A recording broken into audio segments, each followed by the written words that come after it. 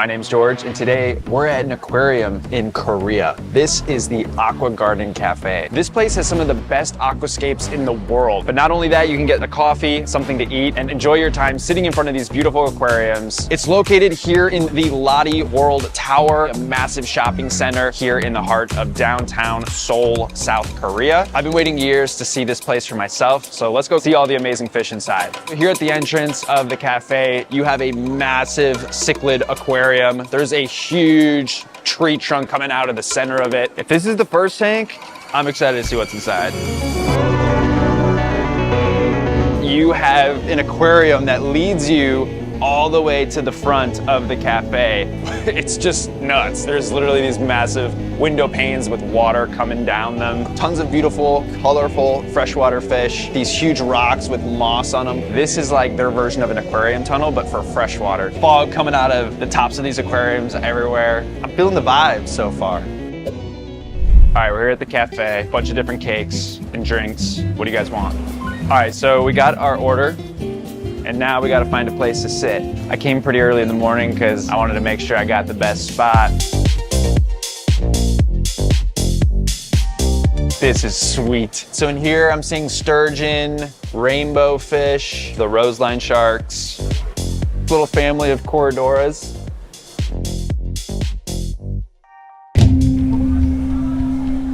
This is nuts. All right, so this massive room divider tank, we've got a monster arowana. This red Asian arowana, the dragonfish. He's looking right back at me. I think he just said to subscribe. A huge platinum albino gar, stingrays. This one is white, and then this one is more orange with spots on it. A bass, parrotfish. We got some more catfish down here. Look at this river monster, another gar. This is so impressive. Over here, we got all these fancy goldfish. Dude, this is so cool. Over here, we got some piranhas. This tank is Paludarium, red belly piranhas in here. These actually might be yellow belly or orange piranhas. Look how yellow some of the bellies are on these. Maybe they've been feeding them too much mango pizza. They got a little danger, don't touch sign. I need one of these in my house. All right, looks like our order is ready. So let's go pick it up. Thank you. That looks insane. Time to find the best seat in the house. So many options to choose from. They're obviously not your average aquarium. Every single one of these is really like a piece of artwork. That's how I view it. All right. Chose my spot in front of this beautiful aquascape here. Because we're at the world's best aquarium cafe, I wanted to try a few things. They call this an ice blue latte and then an aqua yogurt smoothie. Drinks are gonna cost you about $7 or $8 each. For here in Korea, that is pretty expensive. The bingsu. This is a traditional Korean dessert. It's basically ice cream, shaved ice. This red stuff is beans, and the stuff on top is really, really yummy. Bingsu cost 22,000 Korean won, which is about 16 US. These are the kinds of aquariums that you would see in aquascaping competitions. Even the tanks are branded as Aqua Garden. That's pretty sweet. This little pleco, trying to get some of my bingsu. All right, I love this aquascape, but I'm kind of impatient and I want to see all the other aquariums in here. Let's go take a look around. This tank makes you feel like you're in a national park, specifically Redwoods National Forest. They took a bunch of logs and placed them vertically all throughout the tank and makes it feel like an underwater forest. There's also guppies and platies in this tank. There's also some cherry barbs, which are these small all red fish. Then they also created this stream with the sand that makes you want to walk down that path. They're using moss on the rocks down here. It even grows all the way up the logs. Some of the fish in this aquarium, we have a bunch of tetras, rummy-nosed tetras, cardinal tetras, and then there's a huge school of ember tetras. The ember tetras are these ones right here in the middle that have the orange streaks in their body. Those guys are all schooling together. Really cool. Okay, so in the center of the cafe, I think this is the biggest aquarium in here. It's taller than me.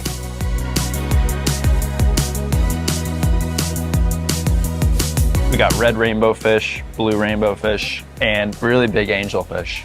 Let's It's got to be at least 5,000 gallons. I'm not entirely sure what this thing in the center of it is, although it's probably just a base pillar for the building that couldn't be removed. Instead, they built the aquarium around it. Whatever's in here, they actually sealed it off. We have this huge school of angelfish. They seem very curious as to what this American is doing inside their cafe.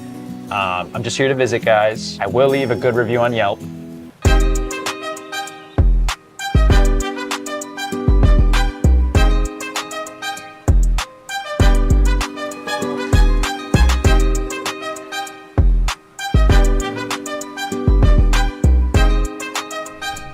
Over here, we got another arowana.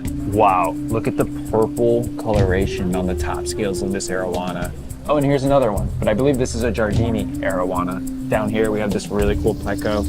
Tons of like monster fish in here, huge Oscar. Usually people throw these parrotfish in their aquariums just because they're really easy to take care of and they add a lot of color. I'm vengeance. But these are a type of catfish. I really like these. They got really short bodies, super tall, long dorsal fins. And then we have an albino white Oscar. So many fish. They all look really healthy, happy. I hope they're not feeding these fish cake. I mean, they look good. By this point, I was already super impressed, and I thought things couldn't get any crazier, but then they did. There's an aquarium that goes all the way around the entire cafe.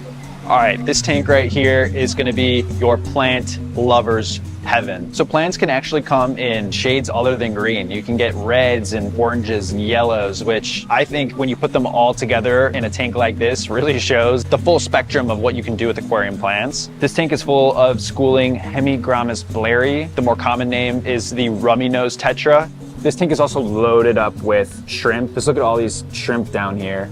It's a shrimp rave. It's a shrimp rave. It's a shrimp rave. Why are these shrimp raving? It turns out they've discovered Raycon's wireless earbuds, the sponsor of today's video. The best wireless noise-canceling earbuds. Shrimps in the tank, they're feeling alive. Rave with Raycon, it's a vibe. Bass in the water, the bubbles go boom. With wireless sound, we light up the room. Little shrimp crew, they groove in the light. Rave all day, party all night. Raycon buds, the quality lasts. 30-day guarantee, no questions asked. In the sea or on the street, Raycon wireless, it's hard to beat. Bluetooth smooth, no tangle mess. Bounce and beats, no need to stress. Sweat or splash, buds don't quit. Water resistance, they handle it. 32 hours of battery all day. Affordable buds, they're here to stay. Raycon wireless earbuds are absolutely the best earbuds you could possibly buy. This is also not George's voice. This is the shrimp speaking right now. But I do know that George uses these everywhere he travels to on the airplane. He can't live without the active noise cancellation. And us shrimp absolutely love to rave to the Raycon earbuds. You can click the link down in the description. Buy Raycon.com/coralfish. You're going to get 20 to 50% off and join the rave. It's a shrimp rave. It's a shrimp rave. Now back to the tour. I feel like it's a little bit of like a choose your adventure. All right, in this corner, we've got stingrays. These are black diamond stingrays. The stingrays are so cool. Look at their eyes. They almost look like they're marbled. Oh my God. Hey, buddy. Another huge arowana. I can't wait till the day that I will finally get stingrays. It's gonna happen, guys. It is gonna happen. Another awesome planted tank. I can only imagine how much bacteria is being stored in the substrate. It's got to be at least 6 inches of substrate, which is really good. It's like what you'd find in nature. There's a lot of soil that is holding all the bacteria in here. Plants and wood are coming out of the tank. I could sit here and get really deep about what these aquascapes mean, but sometimes they don't mean anything. They're just really cool to look at. And usually a lot of these aquascapers, their end goal is just to recreate nature in a glass box. When you use really small fish, you can do some really cool things with the depth perception. Really teeny tiny little freshwater fish and teeny tiny little shrimp make the ecosystem look that much bigger, so much more lifelike and realistic. You got a bunch of spiderwood coming out of the top of this tank. Looks like down here, this pleco is at his own little guppy cafe or platy cafe.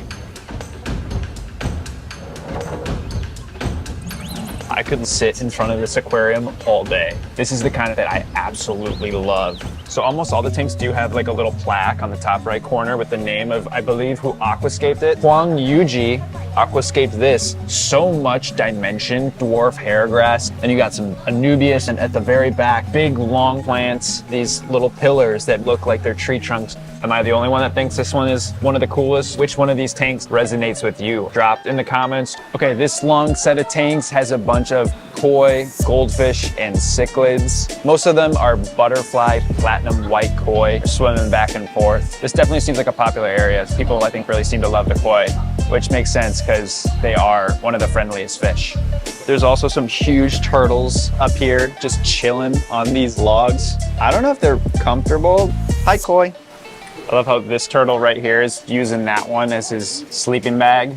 Over here, we've got some diamondback terrapin turtles. Very friendly. They're poking their heads out of the water. Say hi to YouTube, turtle. Oh. And then over here, they got a little platform where they can bask under the heat lamp. Just turtle things, I guess. This tank is filled with a bunch of figure 8 puffers. They're called that because the pattern on top of their bodies looks like an 8. Many puffer fish are actually brackish, which means half freshwater, half saltwater. And so that's why this tank looks completely different. You have coral, calcium, carbonate rock in there. It's to release different ions into the water that are good and healthy for the fish. Over here, we got a discus tank. Discus are one of my favorite fish. They're tall and really thin, so they look like big old pancakes. They're really colorful, and every time I see them, it makes me really happy. Some platinum angelfish, and then we even have this really interesting fish right there, which it's a type of pleco that has these really long fins coming off of its body. It's a very quirky fish.